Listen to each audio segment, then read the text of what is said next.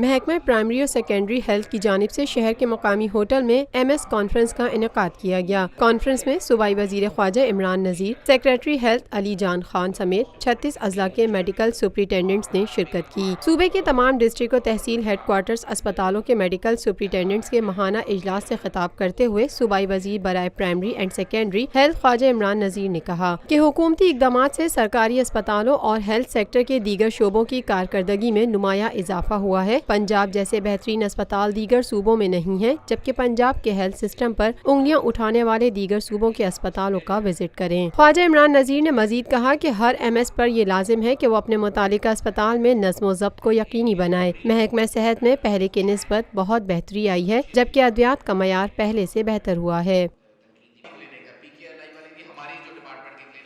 Lotus Lake Towers, a groundbreaking endeavor by Lotus Properties.